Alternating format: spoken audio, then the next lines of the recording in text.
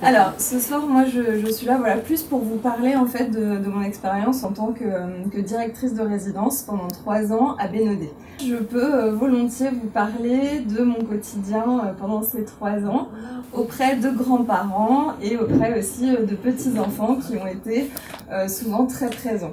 Moi, j'aime bien parler de différence de génération et finalement assez peu de différence d'âge, parce que pour avoir vécu au quotidien avec beaucoup de grands-parents, donc tous les jours à Bénodet, moi je me suis rendu compte que les centres d'intérêt de beaucoup de petits-enfants et que les résidents avaient, mais en fait étaient les mêmes. Je peux vous parler des nombreuses discussions auxquelles j'ai pu assister, voire participer autour de l'amitié, de l'amour. Je pense que je n'ai jamais autant reçu de conseils sur l'amour en tout genre que de la part des grands-parents qui étaient autour de moi.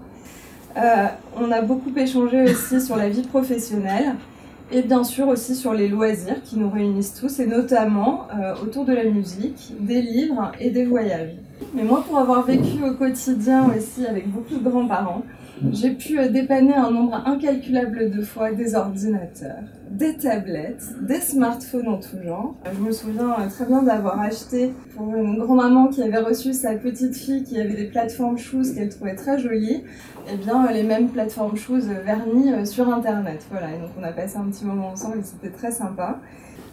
Moi, ce que j'ai vu en résidence, en fait, souvent, c'est de très beaux moments d'échange qui sont à la fois du soutien et du réconfort pour chacun et dans les deux sens. Donc c'est vraiment un échange mutuel, mais le soutien et le réconfort, il est autant de la part du petit enfant vers le grand-parent que à l'inverse.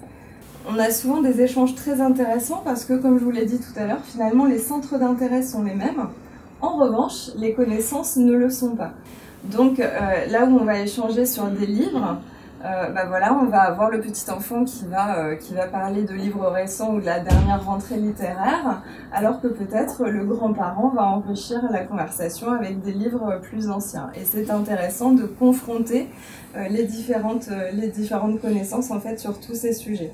Voilà, ce que je voulais vous dire, c'est que moi, ce que j'ai vu en résidence au final, c'est que les grands-parents comme les petits-enfants, en échangeant ensemble, ça porte une ouverture mutuelle sur le monde. Et nous, beaucoup en résidence, quand on diffuse des films ou quand on fait des cafés littéraires, on a à cœur en fait d'avoir cet échange. Donc souvent les petits-enfants, moi je les ai vus dans les résidences comme source de distraction et de sorties, voilà, beaucoup de sorties au restaurant, des sorties shopping. Et c'est drôle parce que en fait, j'ai eu une fois donc en résidence une petite fille qui m'a appelée en me disant « Écoutez Estelle, c'est plus possible, il va falloir arrêter les soirées. » Parce que je peux plus venir voir ma mamie parce qu'elle est constamment aux soirées opéra ou en train de sortir, etc. Donc il faut me laisser un peu de temps avec elle. Une grand-mère aussi qui avait fait beaucoup de sorties au restaurant avec ses petits-enfants qui étaient venus la voir 3 jours.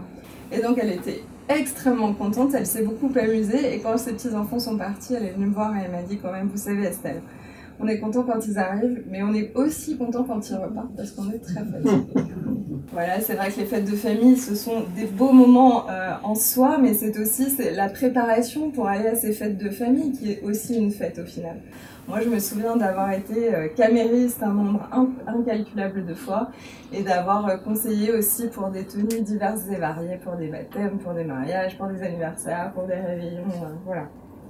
Ça permet, comme je vous disais, en fait, les échanges grands-parents et puis petits-enfants, de garder le lien avec l'actualité.